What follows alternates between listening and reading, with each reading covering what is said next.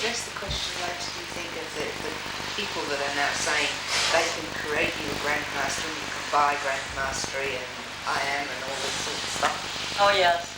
We can talk about that, yeah.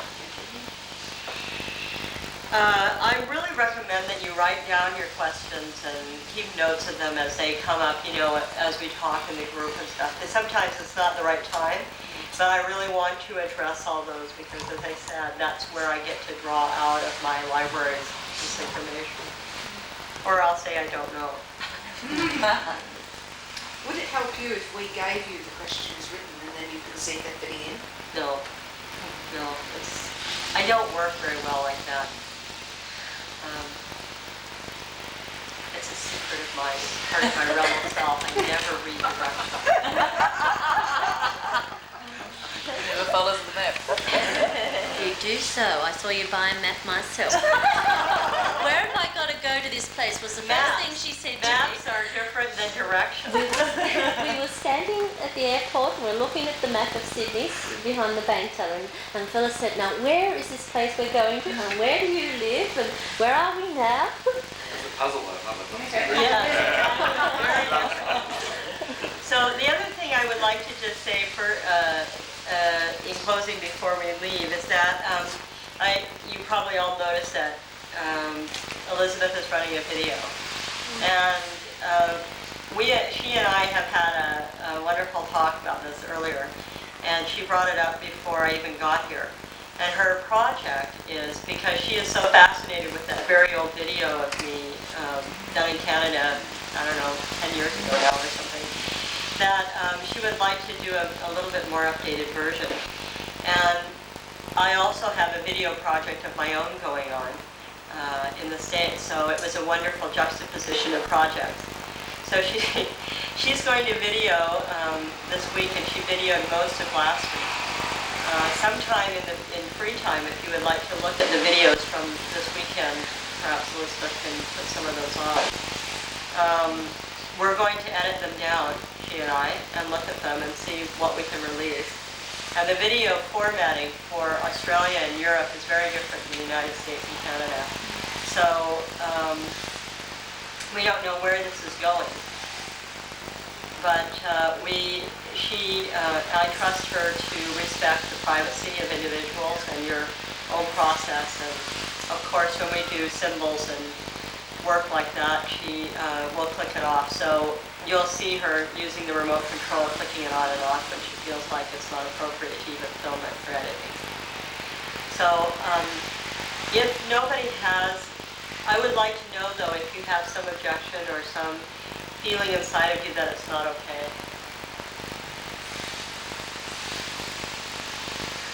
Great, thank you. Thank you. Good. Time for tea. And it's tea time is at 3:30, and we'll. So this is in part. Oh, I better do something like this. When you're videoing, it's kind of funny. Do my yoga exercises in the video talk. Anyway, I talked a bit whenever I did, about this meeting in Hawaii that I had with all the masters. And because it was so wonderful for all of us, we decided that we wanted to meet again the next year. So we met at Barbara Brown's place in British Columbia. And of course, the first thing that all human beings do when they get together in a group is they want a name. So we spent the whole week trying to decide what the name of this group is going to be. And it was a really wonderful process because in coming up with the name, the Reiki Alliance, we went around and had to talk about what Reiki meant to us, what our vision of this group would be, what our expectations were, what we wanted the world to know about this group, and so on. So it was much more than just picking a name out of the hat. And of course, then whenever we get a name, everybody went into their numerology and astrology and all this kind of stuff. So it took quite a while. Some people wanted the name Usui in it because that was really important. Some people absolutely didn't want Reiki in it. I mean, it was just amazing. It was a really wonderful process. And Wanya had a great role there. She kind of acted as sort of our connection with the Indian kind of lineage. And so at the very end of this week, it was such a relief to come up with this name, the Reiki Alliance, that we had reams of paper. I mean, the paper would have lined this room of all the things we had written down of what was important to us about Reiki and our personal experiences and so on. And we burned them all in this bonfire. And then Wanya went, and we gathered up the ashes, and Wanya went and did a little ceremony and put a little, I don't know what it is, a little bark on our third eye. And so I gathered up the rest of the ashes because I thought that was a great idea, and I put them in a jelly jar. And they're at the Reiki Alliance office. Because for me, this is really the birthing of the Alliance as an organization. This history is my opinion, by the way. I just wanted to know that. Some other people would say it in a very different way. The next couple of years were spent in talking about what the Reiki Alliance would do and why we were together and so on. And at the very next meeting, the subject of a little book came up. And I was very adamantly against books and the written word about Reiki. And in some sense, I still am. But some brilliant woman happened to ask me one night after a big debate, well, if there were a book, what would it be like? And I said, oh, very good question. So I thought about it and I told her, and she sort of ran out of the room. And she didn't do this, but her energy was kind of like, hey, you guys, I got it now.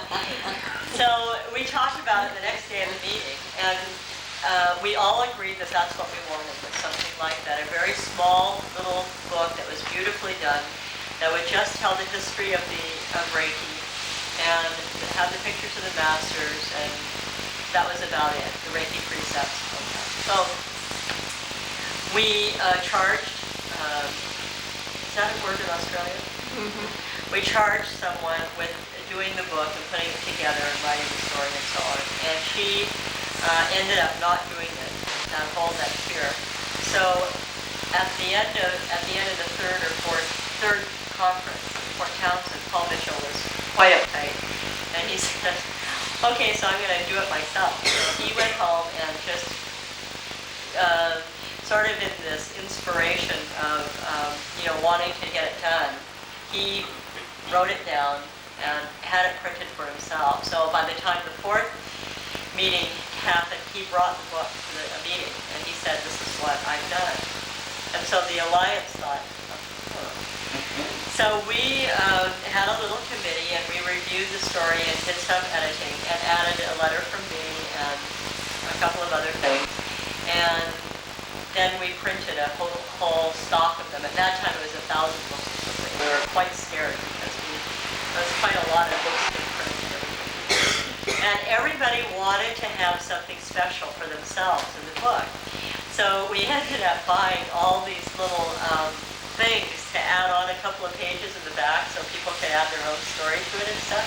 We never used it. We now have 1,000 of these little pad things that we to add on to the back of the book. But anyway, in the next years, we just have used them. And I think I know the first translation was in German. And the next translation was Dutch. The next translation was Spanish. And now there's some in Italian, French, Russian.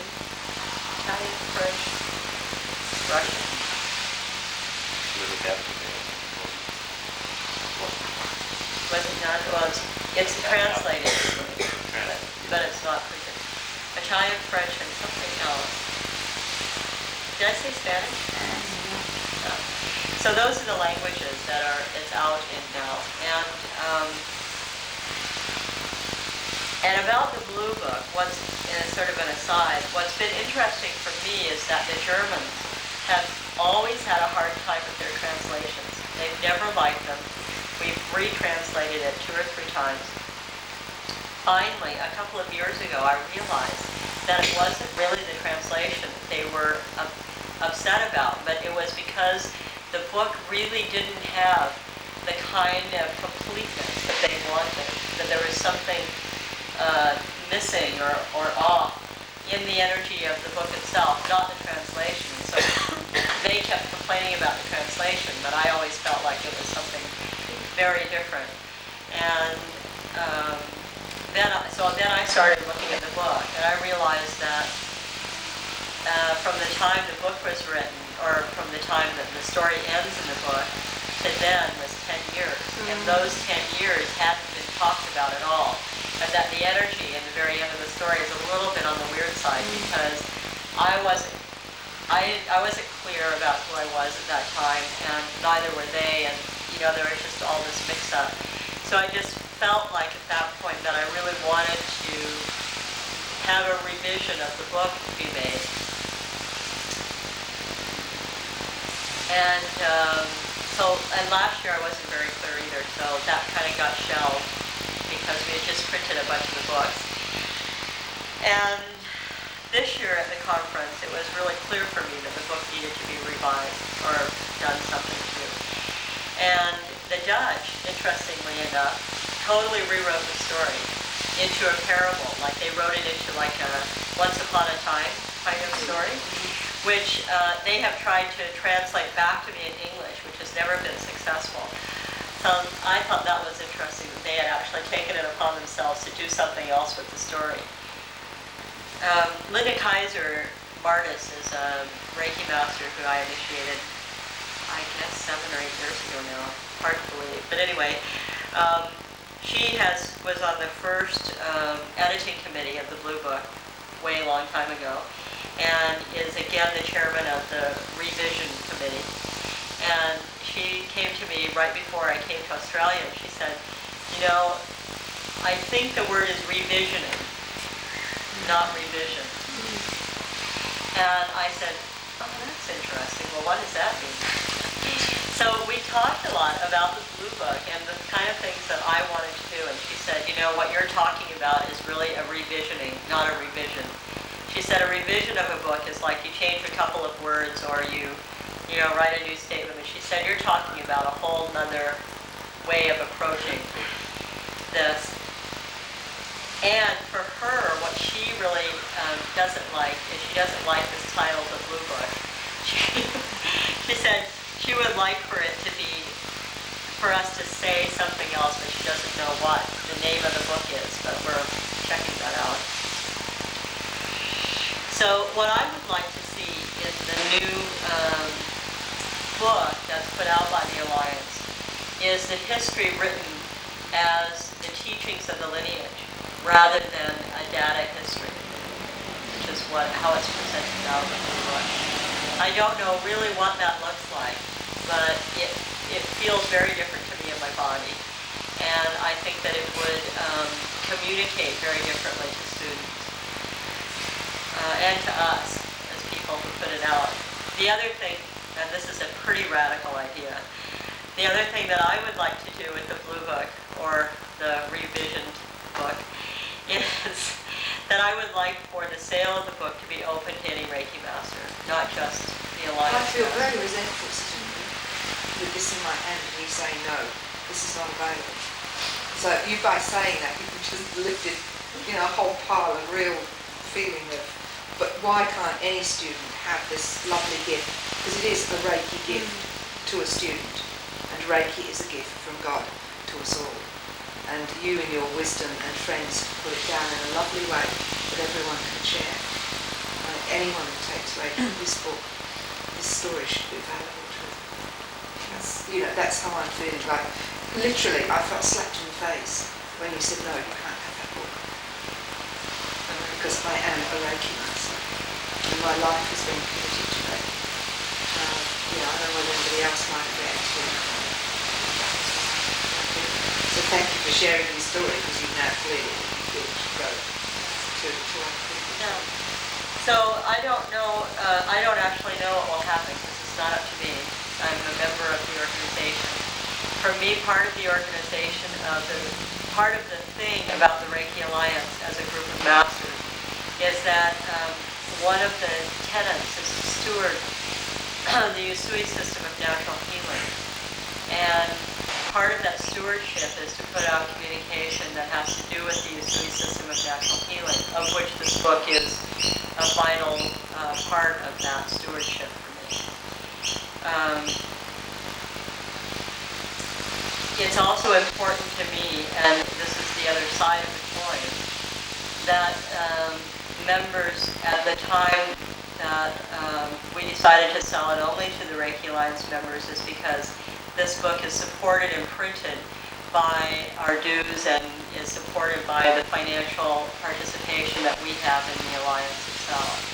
And it's a non-profit organization, so we can't actually sell it to other people outside of our organization and allow it to be sustained. That's the financial part of it. The emotional part for me is that even though the presentation of the story is copyrighted, the story itself certainly isn't copyrighted. I mean, I assume that somebody could print their own book if they wanted to. This was part of the identity of the people who got together and joined together. And so for me, it's not, for me as a member of the Reiki Alliance and as somebody who's come through the history of it, it's been an important identifier for us. I don't know if that's completely true anymore, and that's something that I'd like to explore in the meetings. It's, as I said, a pretty radical idea. I'm not sure that very many people are going to support this idea. The other thing that that the Reiki Alliance prints is certificates and the little poems, which I have some problems with myself personally. The certificates are again done because they wanted to have certificates. Not everybody liked the ones that I used, and I wasn't open to having them used just universally. They're my certificates. They were done for me by Michael, and they have a very personal connection to me. So they drew up a kind of a very formal, simple certificate that feels very good, and again is an identifier of the Alliance membership. And what this gets into for me is sort of like this question of certification, and it was very clear for us that we are not a certifying body. That's not the function of the Alliance. The Reiki Alliance was founded and is still a group of masters who just want to come together and support each other and have meetings once a year and talk about some of the things that are going on, and to have that intimacy of being together in a group and seeing in some way how deep can you go. Yeah.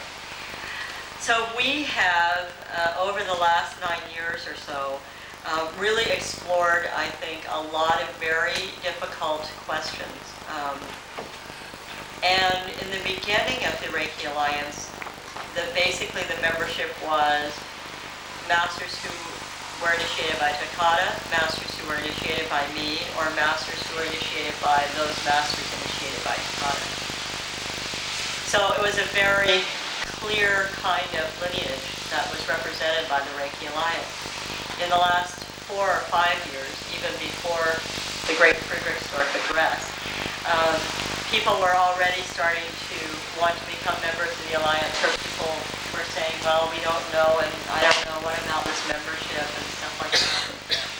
And now, what it seems like is that we've gone through a lot of our own soul searching about Reiki masters and who are they, and what about the tradition of the Usui system and so on. So it's like this whole thing.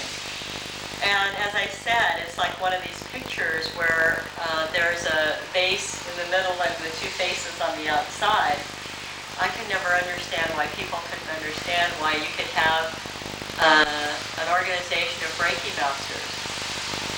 But for me, not all of them were masters of the Usui system of natural healing. And that was okay for me.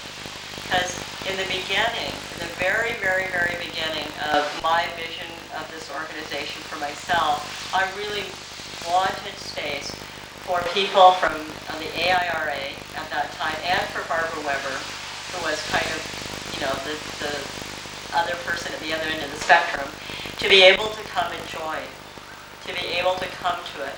That there was no thing about lineage or anything. It was just a membership for Reiki Masters, and that was very clear for me.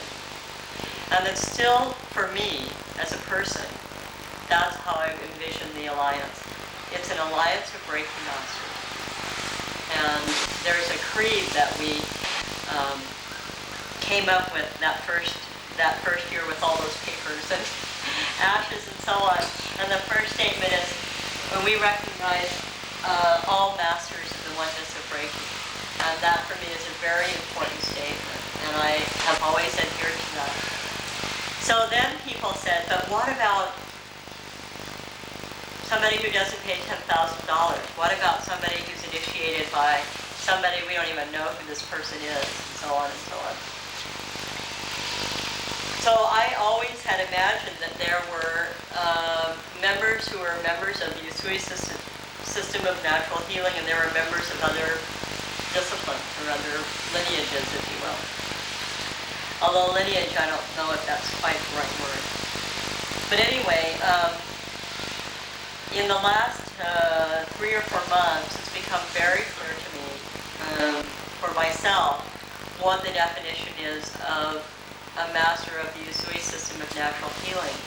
And this particular definition, and definition again isn't the right word, but I don't know what other word to use, is not something that for me excludes, but gives you a place of identity, so that if you aren't a master of the Usui system of natural healing, then who are you?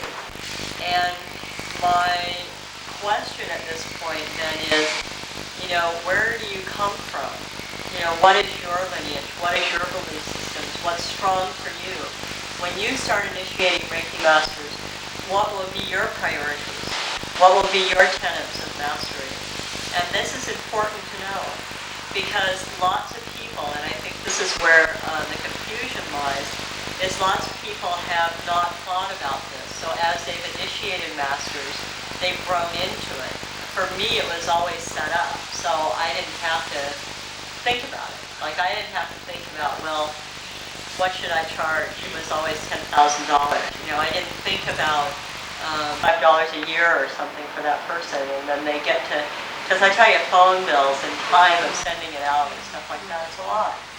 But you could do your own. And they wouldn't care in Cataldo. You would just order cases of books, 3 months early and just, distribute them. And, it can be done. You could run your own bank account down here. Well, I hear bank accounts are pretty weird. You can still do it. It takes a little time. That's right. You could set up your own non-profit organization already. It's like that can already be happening. I really encourage you not to be victims of some other organization, but to do your own thing, because, I think it's feasible. And I tell you, the people in Cataldo and what they're dealing with right now is so mind-boggling that I'm sure it'd be a relief for them. I'm sure it'd be a relief for you. And it's very hard. So what they want from me, of course, is this little report back, like, what's it like down there? Who are these people? And, all of that kind of stuff. What are they really like? Don't jump around with kangaroos. Like kangaroo. So that's about all I have to say about the Reiki Alliance. And I would really be open to fielding questions and comments, so I can really take that back to the Alliance and to the board and to the meeting. You'll be there, right? Okay. Where else? Not that she's going. So, are there any questions or comments? Just one thought about Yeah. going to the the meeting in Spain, and that is if people were interested, maybe we could get a group booking, which would make the flight there a bit cheaper. Just throw that in. If you're real quick, there's a flight arrangement between Singapore Airlines and KLM, which gets you to Amsterdam for just under $2,100, and you can take 2 free side trips. And one of them is one of the cities you can go to is Barcelona. I guess I've got a slightly different. I'm probably the only one in this room that doesn't have Phyllis in the Reiki lineage. Does anyone else not have Phyllis in the lineage? Anyway. Oh, I think there are quite a few. There was. Anyway, getting back to the Alliance, I went there not knowing at all what it was, not even sure that I wanted to be part of it. But that was the key thing. I mean, I think you only benefit from it if you do participate. It's not like belonging to the Royal College of Surgeons and things like that, where you sort of get meaningful articles every month. Meaningful articles.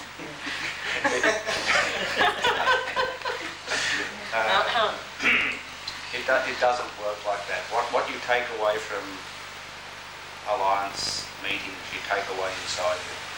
You can't write it down, and you can find it extremely difficult to communicate it to other people when you get back.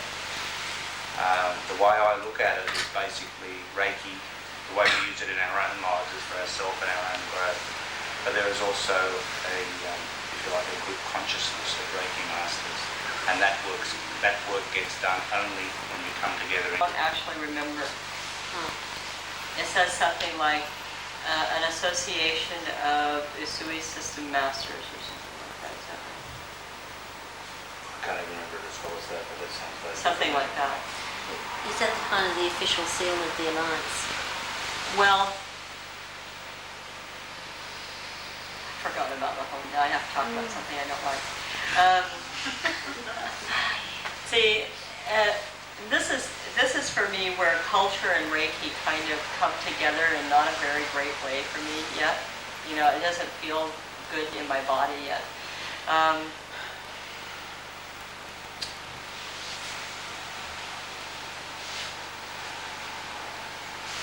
How we got to call it Reiki and how this particular form came about was through a man who lived in Japan. And because the lineage has come down through the Japanese culture in some way, we have, along with that discipline, also acquired some cultural aspects that I don't think really have anything to do with the actual discipline.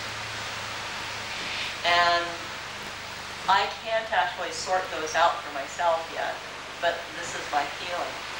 And in Japan and in China, they have these things called poems, which basically was to have you sign something and then you stamp your seal saying that this was really your signature, right? The English had rings, you know, that they used with sealing wax, and they would do the same kind of thing. So traditionally, a man's home was their name. That was like kind of their business. And then if they had a business, they might have a business home, which would say something. And my grandmother had one that Hayashi had given her that said something like the Honored Association of the Usui System of Natural Healing or something like that. And my mother, when my grandmother died, put her homes in a safety deposit box and then had one made like my grandmother's for myself, and then had my own Furumoto one done for me. And that was her gift to me. And in some way, it was the way that she passed the legacy of the lineage down to me in a physical form. When Paul Mitchell wrote this little book, and sometime in this space, Michael started to, he's a really incredible carver, and he started to carve homes for people. It was a really special thing that came from him when he connected with a person, he would just connect with their energy, and he would do these incredible things that were sort of like tarot readings or something, but they were these little poems, and they were very, very beautiful. And Paul decided that he wanted to have a home for the Reiki Alliance, so he had one made through help with another Japanese master in San Francisco. And at that time, our relationship was a bit unclear. And I feel like this is a place where I haven't come to terms with the culture in some way. Like, I feel like he overstepped his boundary. I don't feel good about people using the homes, not because they aren't special and people treasure them and they really love it, because it just feels great to have the stone in your hand and you go like that, and it has this really beautiful imprint. So there's a part of me that really understands that. I can support that feeling because it feels really great, and I have to admit that. And then there's this other part of me that wonders about it. You know, it just feels something like it's taken out of a culture and transplanted, but the essence hasn't transplanted. It's only the form of it. And I don't know what to do about that, because then I think, but these people really do have the essence, because when they use it, they feel really good about it. And so I'm pretty confused about this part, about the hone. So that's the whole story for me about the hone, and it's now used, and people use it a lot. And there's a couple of other people who are doing carvings for personal homes. And in some way, it's like this automatic thing that's happening now. And that, for me, is not what these homes were really about in the very beginning. Because Michael was my husband, and he would meet all these people, like from the very beginning when they first started training with me, he'd see them through all this stuff, you know, and years sometimes of struggle with me. And he'd see the real core of this person and their gift in some way to Reiki, and he would have that be in their home. And that's what was so special for me, was that in some way it came as a gift of recognition of their mastery at some point between he and this other person. And that's not the feeling for me anymore. The feeling for me is people are getting them because it's cool. And I mean, I don't want to put anybody down here, but it just has that feeling for me sometimes, and it's sad for me. So this is a place where my Japaneseness and my boundaries around privacy and so on kind of get gray. So if any of you have any really wonderful, enlightening things to say about this, I would love to hear them. Because I want to, I just like to be clear about it. I mean, it's been 5 years, and I'm still not clear about this particular aspect. I'd just like to share about that, because I can really appreciate what you're saying, and now I feel a wondering of whether I'm going to keep using it or not, and I guess I'll only know that when the time comes for me to take it out and use it. But I know that partly for me it felt like I was connecting to the lineage through using it, and there's not very much here about the lineage. And it felt like a really incredibly special connection. So, Yeah, I feel the same way. Yeah, I felt that way too. It was a real connection. I think the students appreciate it too. Yes, I do. My students comment about it. I think they appreciate it. What do they say about it? Oh, they like it. You know, it's I don't know. It's hard to put into words, but you know, it seems right. It gives it. I feel it gives it a personal feel instead of just being a physical. It's something personal that you have. You know, it's something that's personal that relates to you as their master. And that's not an ego trip, but it's, you know, it's just something you can't take out. You know, I'm concerned that that's rather than a personal thing, that's a connection to the tradition. The authenticity. Yes. The seal And is how more real it is, personal. I don't know, but it Yeah, carries that seals. quality. I felt the seal is more personal because it's Yeah, food. yeah, right. One is more insurance. For me, it's actually an honour Yeah. to use it on. Yeah.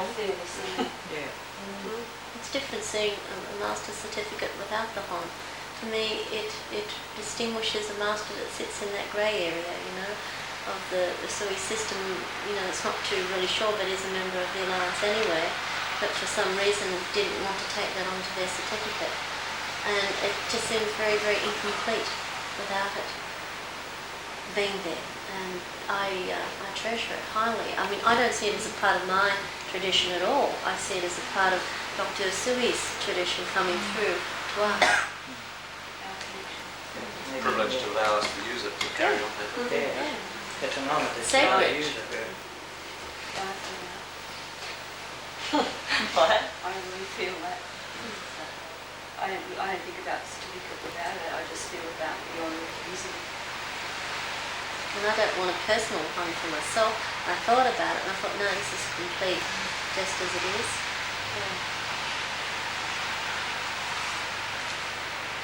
I felt that I had those feelings inside when using it and didn't really know what they meant. And even just listening to you, though, I have more of a reverence for it. And I feel that I will even have a different perspective, even now, in using it. I don't have any sense of not using it, rather that will deepen within me. So for that, I thank you. It's things like joining the hands and bowing that were quite strange to me initially. I mean, that's become so much a part of my being. I mean, that's not sort of anything to do with me or my Australian upbringing or conditioning. That's just something that I feel now. It's a connection. That's a connection and respect. Yeah, I'd agree with that too. That's an honour.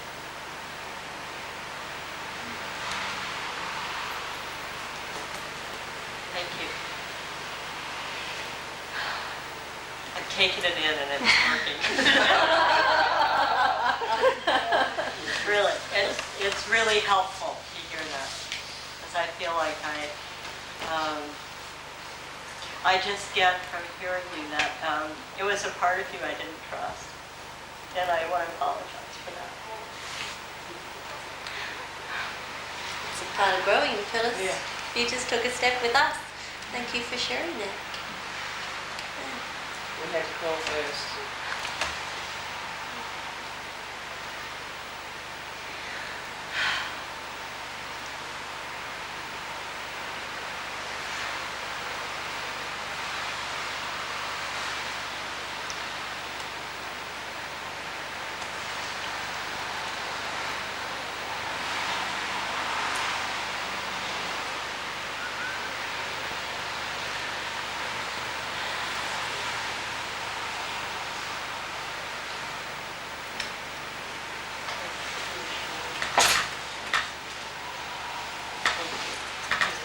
But it is a part of my culture. It's something very special. You know, I asked so many masters what was the meaning of the hon, you know, and no one could really tell me what the real meaning was. Or I somehow got sidetracked and another question came up that overrid it. And that's why I asked you the exact meaning. And I think I read somewhere in the literature from the Reiki Alliance that the meaning was there, was it? Do you remember what it said? Yeah. Yeah. It's in the kit. Another one of those words.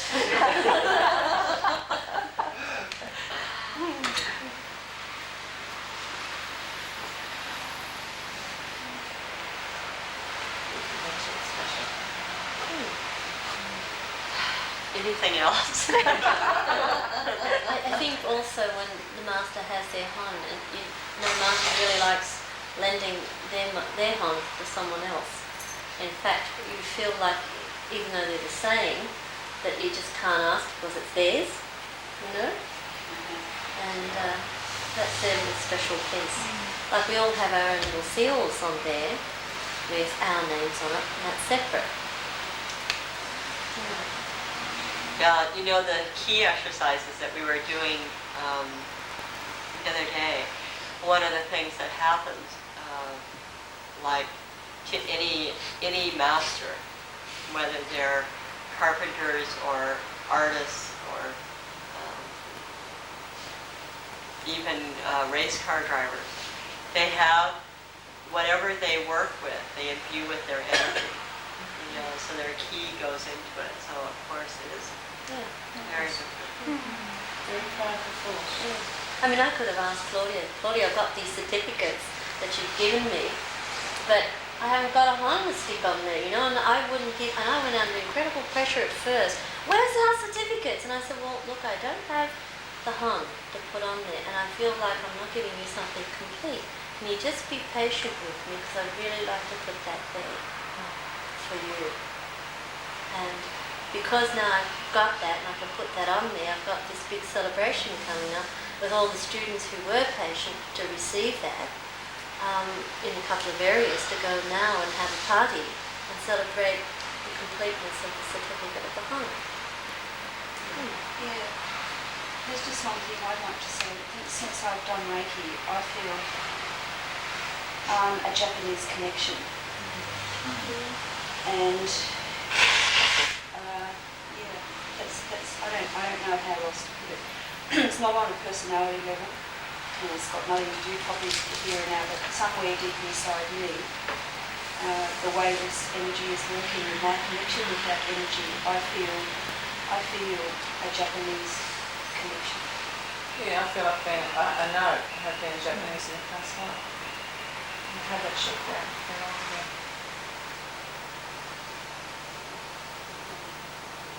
I firmly believe that we've all come together for a reason. That reason is what we're saying. Firmly believe it.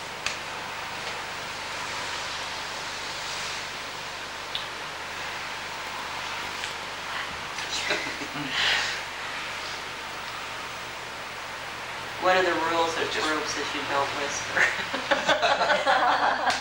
I chopped it off and it's just my ribs. Oh, I see. Sneaky. Oh no, I hate it when people do that.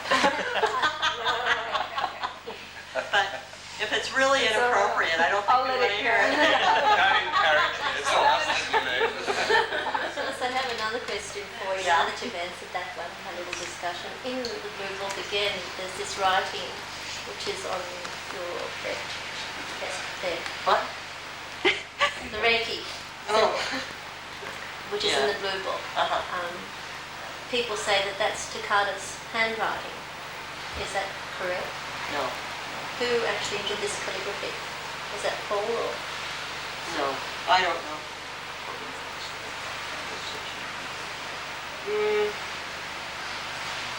I don't actually know. It might be Michael, and it might be a calligrapher that was in Eugene who did the certificates. I'm not sure. Did your grandmother leave anything in that respect that ever was reproduced in her handwriting?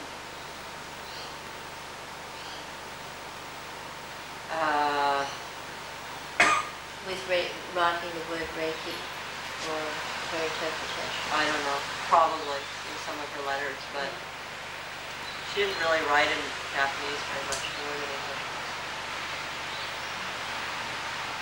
That just clears up a few myths, you Yeah. see. Yeah, right. Clear up myths. I mean, this is a perfect time for clearing myths. Misconceptions.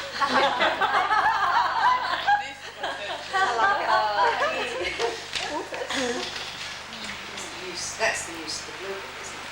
It's there in black and white, people just say. Yeah, but sometimes it creates more myths than myths. Yeah, like the book, you know, I'm finding in Victoria a lot of people are claiming to be Reiki channels because they've read the book. Which book? Everybody else I'm finding gonna that, read it. or be getting feedback. In South Australia, yeah, they really say, oh yes, well I do Reiki, and they've got Reiki because I've read the book. And the book shows you all the positions, and that's all they know. There are several books out which you can get freely at Theosophical and places like that that have got it all in, and they maintain their channels because which in some sense, I guess. Could you just bringing that point up because the people, one of the things that people used to say to me is, oh, I do that. And I'm very clear that Reiki is something very specific. But I really, well, for me it is. I think there's a real, well, it's my opinion, preempt that, but there's a real difference between what I was doing before and what I did after the initiation. And there's a very special energy that comes through in the initiation that people who haven't had the initiation don't have. I mean, they have something else, and I'm not putting that down. I'd just like to hear your view on that, how you talk about it.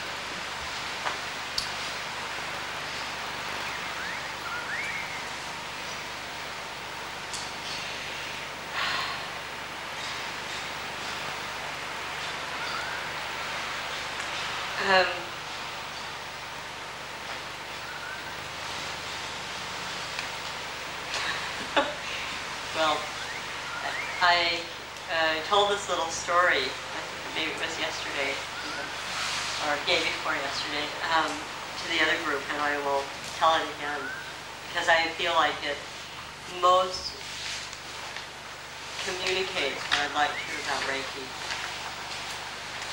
And that is, for me, Reiki is like the ocean. I mean, if you can use the analogy of the ocean, it just is. It's a force of nature that is all around us. It's universal life energy. It's what moves us. And I feel like at one time, all of man lived right next to the ocean, and we had this connection with the ocean, and we bathed in it, and we learned to work with it, and we could do anything we wanted to with the ocean, and we could heal ourselves through it.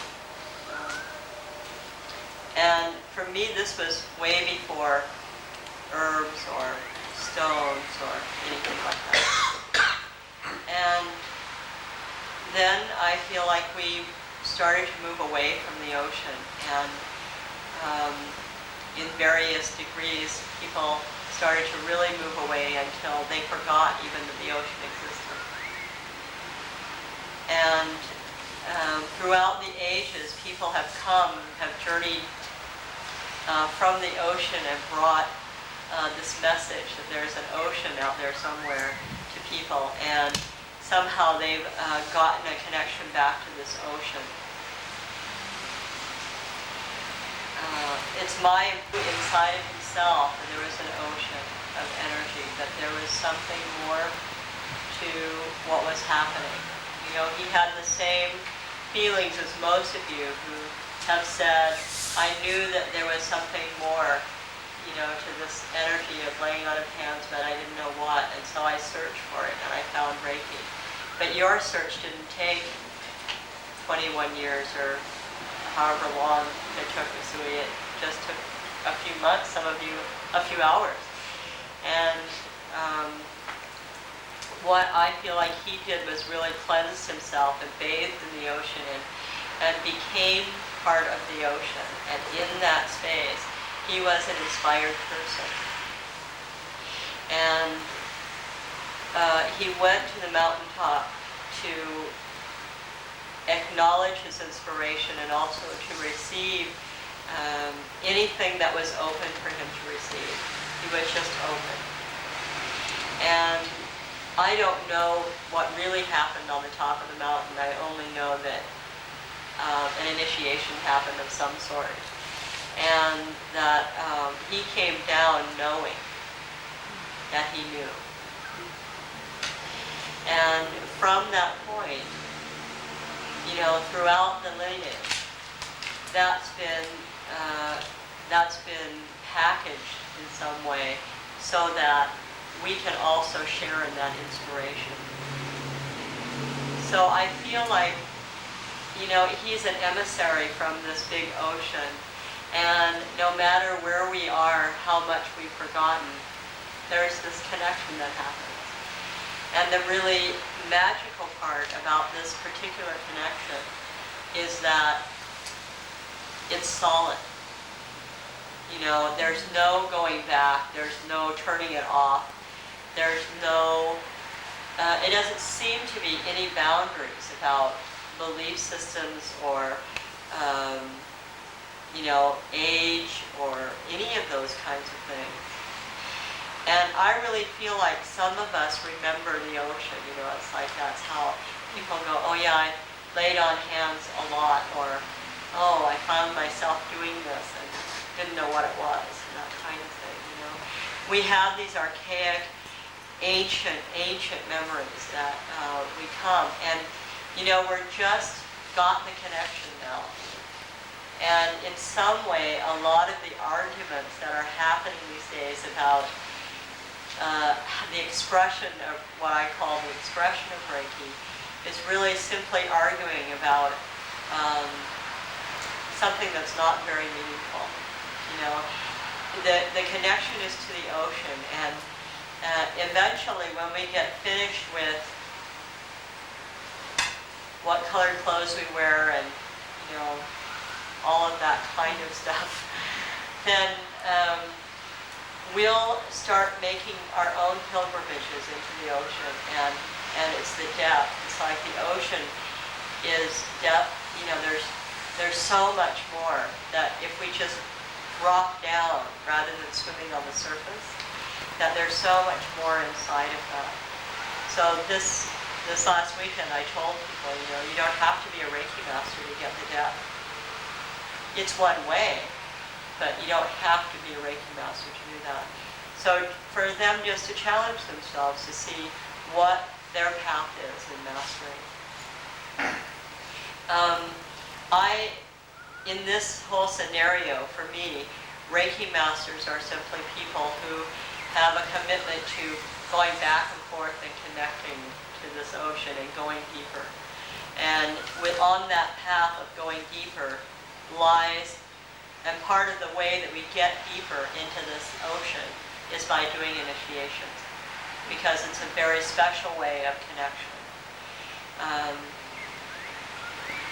It is, in fact, at some point, service for other people.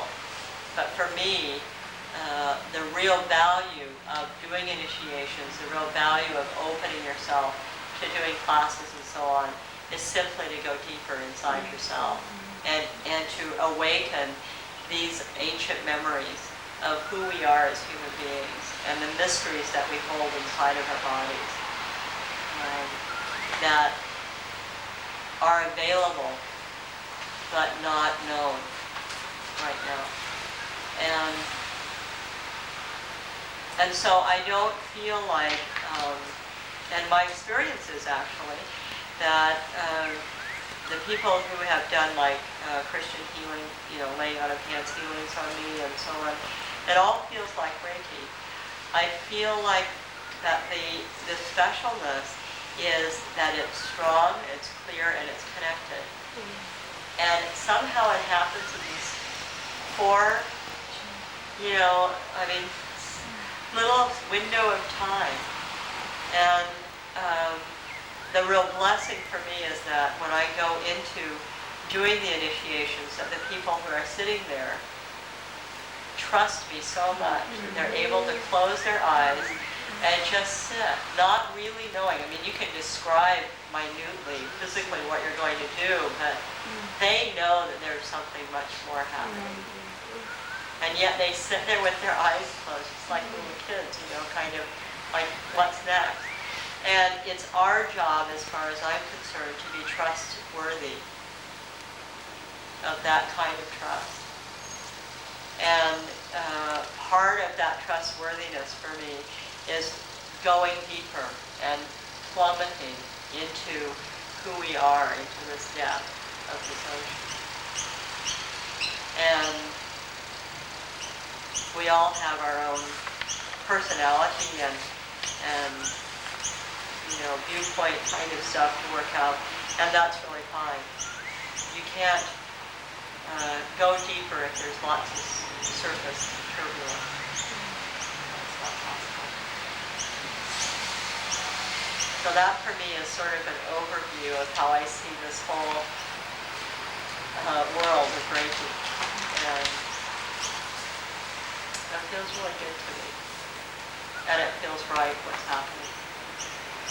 Well, it's good to hear that because I don't know. I mean, I don't know what they've got and I don't know where they're coming from.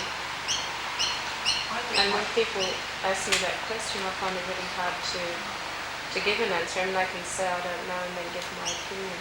So it's good to hear. Yeah, I've had a lot of hands-on healers do the workshop, and I used to do hands-on healing before, and my experience was with each one of them, without exception, has had such tremendous change through the initiations, even though they've done quite profound healings before. It doesn't mean they're not healers, but once they've been attuned, they were usually the ones who had quite profound experiences during attunements, and also tell me later of how it has changed their healing to so much deeper and other aspects of themselves, and that's just been my experience without exception at this point.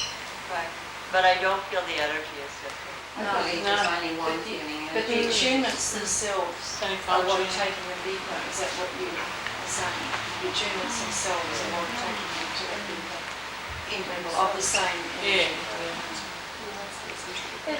It's not that, it's not that the energy's different, but I know that when I was doing healing before, it used to make me sick. And when I'm doing healing now, it still makes me sick, but it's a cleansing. And I really definitely know the difference. It's like I'm really working through my own Right. stuff. Right. But before it really felt like I was taking it on. And I know that that's the initiation. It's like a refinement of the energy, isn't it? I sometimes say to people, it's like if you imagine the texture of cotton, and then the fine-tuning or initiation, whatever you call it, it's like becomes like silk. The way it flows through. Seems to me it's just more unique energy than it's just the same energy that how you're connected to this thing. Well, and that you're connected to it. There is this wonderful series of books by a man, you can write this down, by a man named Orson Scott Card, C-A-R-D. Orson Scott Card, O-R-S-O-N, Scott Card. And it's a series of books, and the first one is The Seventh Son. Oh, I've heard of it, man. You know these books, yeah? I've heard of them. Marta mentioned them. I've never read them though. And the next book is... Is that it or is you? Huh? Oh, sign. Son. It's So it's Seventh Son. And then the second one is, I can't remember, and the last one is Alvin the Maker. But it's a trilogy. A trilogy, I was going to say. It's a trilogy. That too. Yes.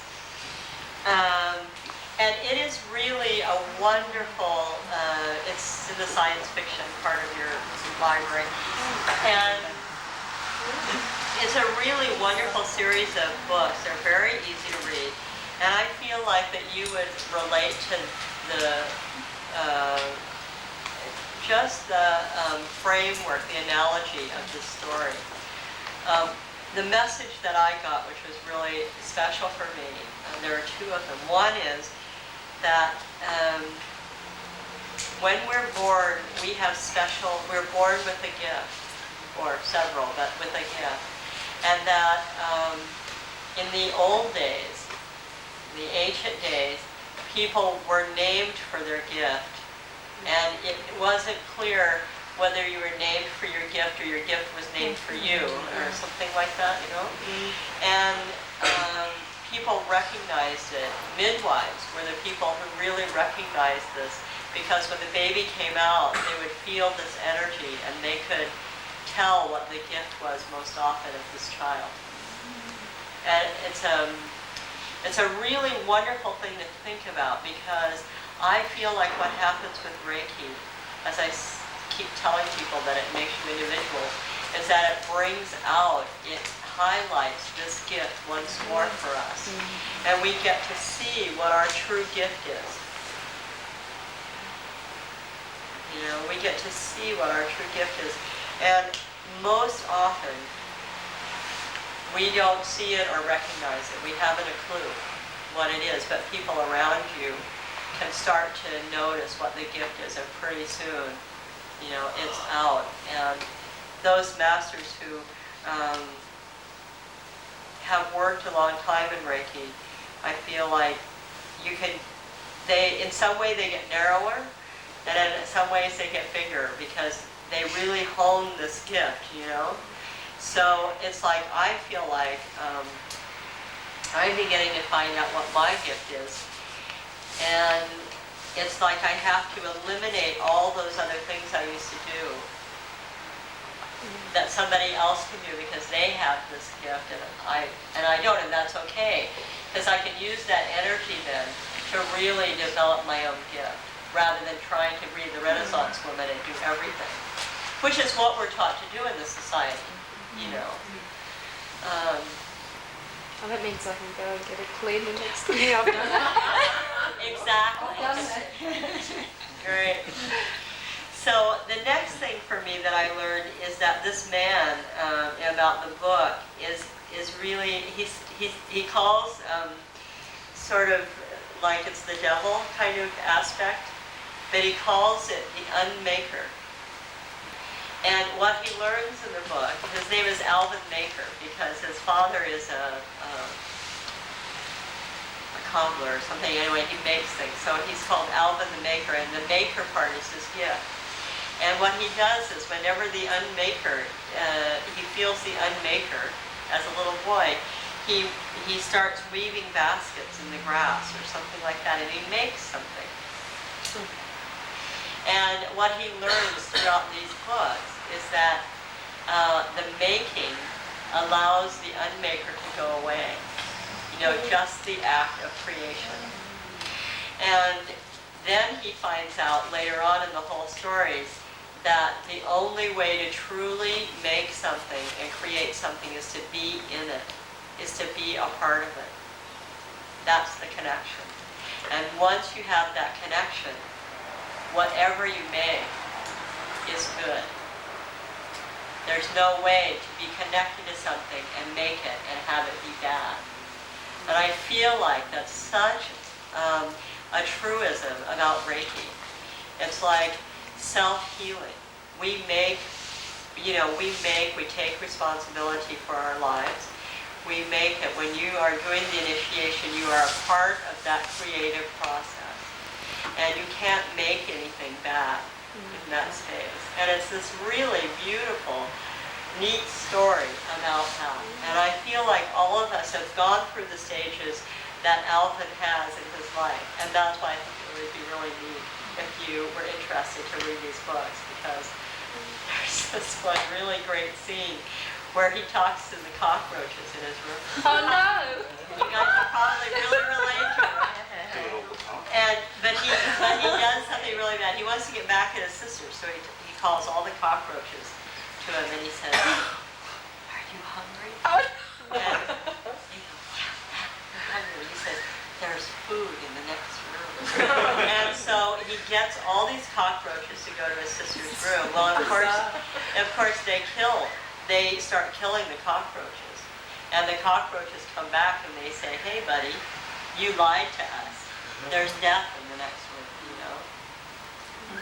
And it's this really neat story of all these really wonderful little things. So, I don't know. I really love the cockroach story. Because I feel like I've done that too, you know. It's like, hey, there's food in the next room. Just to get rid of someone, you know. But, it backfires every time. So, anyway. So I feel like that's really true about Reiki, is that, you know, once we're a part of it, we make it, we create it, we create good. That's all that we have. Before we finish about the books, I was amused. One student rang me a few days after the workshop and she read the little blue book and said, "My husband's not very happy that now we've got to become vegetarian." And I said, "No, why?" And she said, "Oh, it must be, it's an excerpt from Sister Takata's early diary."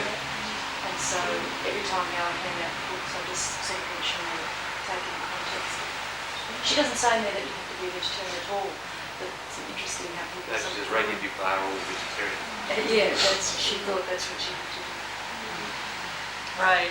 Well, that's another part of Linda and my conversation about the flu books. And most masters that we've talked to actually and gotten feedback from would like to have that either taken out or have some context for it. I actually think there are more inspired things that my grandmother has written about Reiki rather than dogma. I mean, it just doesn't quite fit. And it wasn't her particular, it wasn't how she meant it. Oh, I know that. Space. So happy though.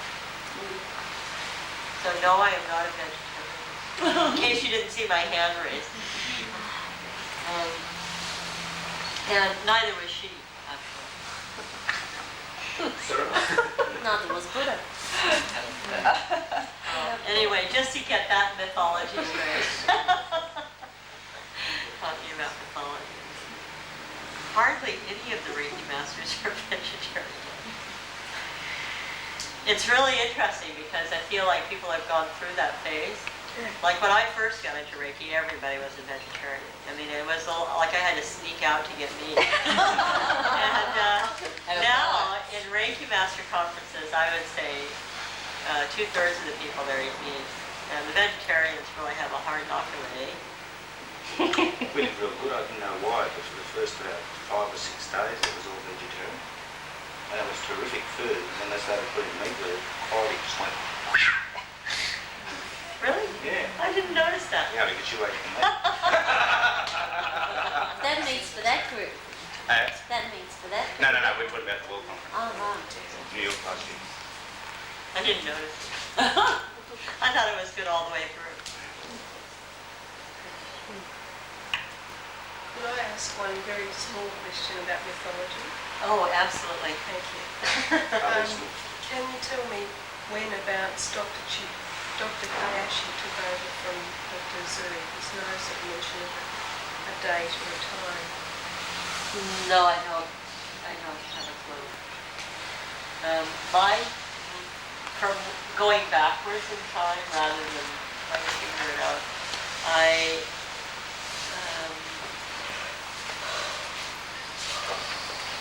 I imagine sometime in the very early 1900s. Oh, so is that? Yeah, and in addition to this particular thing, one of the interesting things about Japan from about 1845 to the early 1900s, there was this, it seemed like there was this, or actually, about 1845 to about 1880, actually, there was this rash of incredibly inspired leaders in Japan, people who came up from kind of nobody to do something really neat. Like there are all these sects of Buddhism that came up that were like people's sects, like things that had arisen from the people. My grandmother belonged to, or went to this church in Hawaii called Rishoko Seikai, that was a sect of Buddhism that was founded by a woman during this time.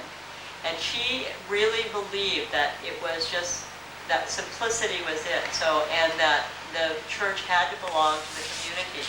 So she founded this order of Buddhism, and she stripped all the ritual out of the church. And they did chanting, but it was very clearly just very stripped down chanting. And all the halls were halls, they weren't churches.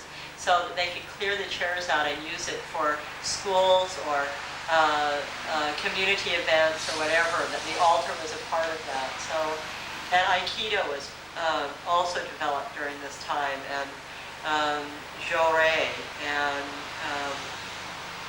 just a lot. There's Tenrikyo, the Church of Tenri, was also founded during this time, which is a church dedicated to the Earth Goddess. And they do wonderful, wonderful chantings. And they had a few of the Japanese community where Michael lived in New Denver were part of the Tenri Church, and he would always go to their services. And he said at first he used to go because they always have a great Japanese banquet afterwards, which he loved. But then he really got into it, and they would chant for days sometimes, which is a very Buddhist kind of thing to do. So there was lots of inspired thinking during this time in Japan. And I had this vision one time of reading all these different things and kind of putting them together in this time span.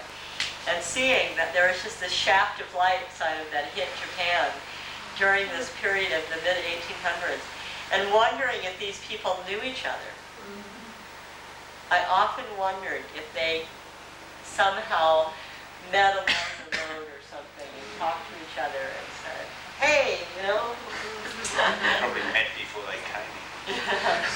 What are you doing? Yeah, well, I'll do a bit of this. And it'll all come together for about 2000. So, you know, it's a very, very interesting time in the history of Japan. And so that's another part of the myth. Yeah. Yes? You know what's actually happened with Reiki in Japan now? Because it's still very... Well, To get to my question about too. so Reiki as an energy, let's see, how do I explain it? Within the Japanese culture of Japan has always been an understanding of energy. And for me, it's demonstrated in the way that they live and the rituals that they have in just their daily living. And out of this,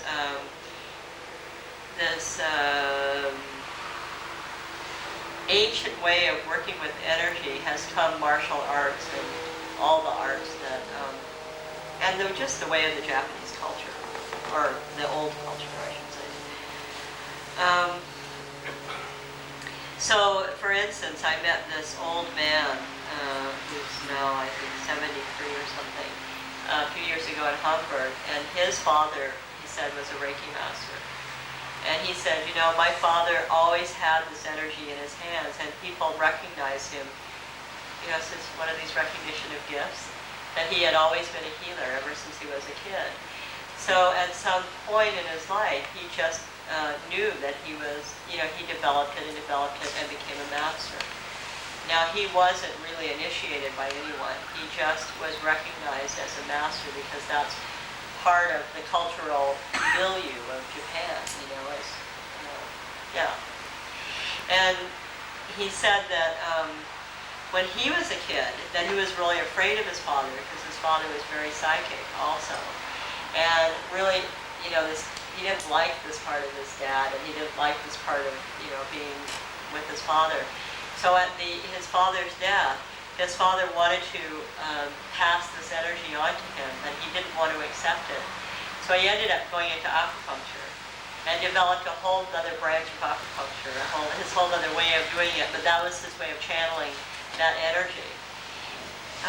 And then he came to this Reiki class like 3 years ago, like when he was 70 or something. And for him, it was an incredible healing with his father. And yeah, and the rest of it I can't share. But for me to have him in the class just validated all of the things that I thought about Reiki in Japan. It's like, one, Japanese people don't talk about their spiritual development. So even if they know about Reiki or have heard about it, they very often won't tell you. Number two, it is in some way very different because the culture is imbued with this particular scene, and so it's not so much a big thing. And their value, or there used to be value on spiritual growth, was a very different kind of thing, and I don't know, it was a very different scene there up until a few years ago. Now, I feel like Reiki is being taught in Japan by lots of different people, mostly people from the United States. And it's a very interesting kind of returning in some way here. And what they're learning, and Masako, this Japanese woman who was here this weekend, said also pretty clearly, is that they're learning Reiki, not the Reiki that they knew in some way, but the Reiki that has been pass through the American culture and then gone back into Japan. And so I have a letter actually in this folder from a woman in Japan who's actually a little confused, but she really wants to find people who will form a healing circle and do all that. But it's a kind of a revolution in Japan, you know. It's like you wouldn't hear. I mean, the workshops would be pretty silent. You know, you just go, you do the initiation, you teach the position. I guess they would practice, but they would never share anything that happened. You know, and even when I went to Hawaii and I did Reiki with the older Japanese people, they would come talk to me because I'm the master, but they would never share in class. And I very much respected that part of who they were. And I had a second or third cousin, I can't remember what, come, and she sat in on the class, and she was about 60 at the time, and her daughter, who was my age, came and took the class. And I talked to her and I said, hey, listen, is your mother like this? She said, yes. And I said, great. I thought so. And then after the whole class was over and everybody had gone home, this Japanese woman said, oh, I have to talk to you. You know, and she took me into this room and she talked to me about her 35 years of having Reiki. You know, it was very beautiful, but it's like, she said, I've just wanted a master to talk to, and she said, I've not been able to share this with anybody, not even her daughter. So that's the kind, and she's lived in Hawaii all of her life. So you see that this is a culture that is very different than ours is. And they're changing now. But some of that is still, this next generation is going to be very different, but it's still a very private culture. And that fits in. Apparently, I was told that a Reiki master from England, I think it was in Japan on business. He was a businessman, and somehow during the business board meeting or whatever, he somehow mentioned to someone that he was a Reiki master. And after the meeting, one of the Japanese men got him aside in a room and honoured him and said, I too am a Reiki master. But apparently does not say that. He said openly, but said it to him separately. So that fits then the culture I don't understand really. Right. And in fact, because these people knew Westerners, they probably weren't insulted. But in another kind of social setting, that would be really an insult. People don't... For the white person to have said that. Yes. Well, because it's like saying, I don't know, it's kind of like standing up and taking your clothes off. You know, it's like, it's just not done. Because it then makes them a party to an indiscretion, which in Japan is like not okay. I know this. Can I ask you something? Yeah. About, your grandmother had two children. One of them was your mother, obviously. Yeah. It's intrigued me that none of them really have involved with Reiki. It's never really mentioned them having done it or teaching or anything. I don't know. Oh, sure. Well, my mother got initiated by Hayashi over in Japan, and I think that my aunt did too, I'm not sure. But she's been dead, my aunt's been dead for 15, 20, maybe 15 years ago or so. And my mom actually chose to have a family, and in that I feel like is a lot of other decisions, you know. I mean, it seems like a very simple decision, but for her it was a very clear one. And yet the tradition of the Japanese is that the physical, all the legacy goes to one person. You don't split it up. There's no, you get this and you get that. Especially in spiritual lineages, like my grandmother, when Hayashi died, she got all of the property and everything from Hayashi, and that she gave permission permission to the Hayashi family to live in the clinic, you know, and do the whole thing, but they were really hers. They were materially hers. So all of my grandmother's possessions and her legacy went to my mother. So that's why I said, when she gave me the home, she actually gave me the legacy. I mean, that passed through her. And I really feel like, I feel okay about saying that now. It wasn't okay for me before because I felt like people would disturb her and invade her privacy somehow. But now I don't feel like that, and I feel like that needs to be said in order to clear up this kind of odd shift that also happened, you know, on a material level.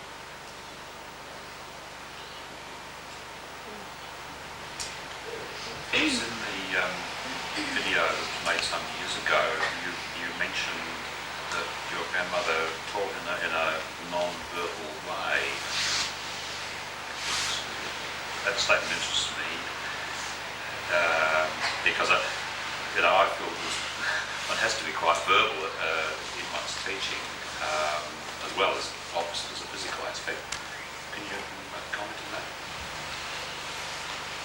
Well, the only way that I can demonstrate or talk about this a little bit is, again, to use an analogy of the martial arts.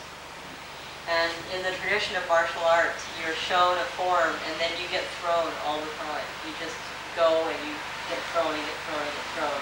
And pretty soon you get that there's a secret to this. Otherwise, you know, you just batter yourself. And there's no thing like somebody could really give you a hint and say, hey, if you did this, you know, it wouldn't hurt so much. Or, you know, if you met this person with difficult energy, it wouldn't. Keep going. Is it 6? No, Terry's one on the phone. It's 12 past 6. And Terry's on the phone. Oh. Oh, sorry. Yeah, I thought that's what she was saying, to let us know. We'll give her So, some. anyway,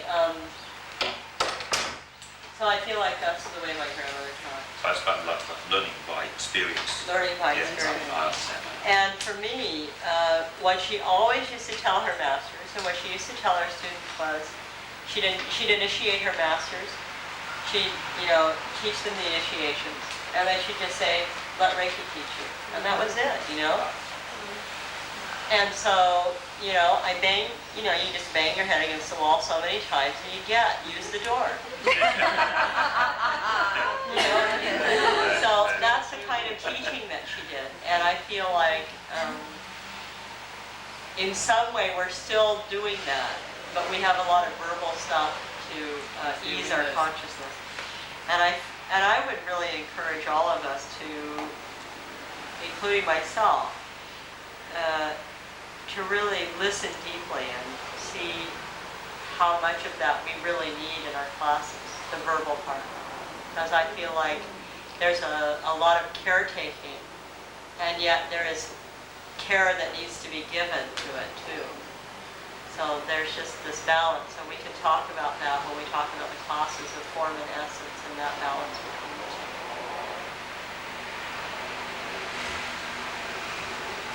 Bing! Bing. I just wanted to say something, that when Leslie brought up that question about the different healing energies of other modalities, right, this was one that really puzzled me, naturally, like everybody else. And Wayne gave me some good insight to it. But for myself, people come to Reiki and they say, oh, this great healer's in town, and he's so wonderful, you should go and get a healing from him, he's terrific, and this goes on and on and on. And they say, what's so different about this to Reiki? And I thought, well, gee, that's a hard one to answer in a sense, but I think the answer that I came up with is that healer can't teach you how to do it. He's got it naturally, but he can't give it to you. He can talk about it and demonstrate it, but he can't pass it on to you. That's what the Reiki Master does. They actually empower you with that so that you've got it yourself. And that was my answer to them. And I felt really good about that because I think that that's one of the distinguishing things in those, that they can actually give it to you bingo like that with the initiations.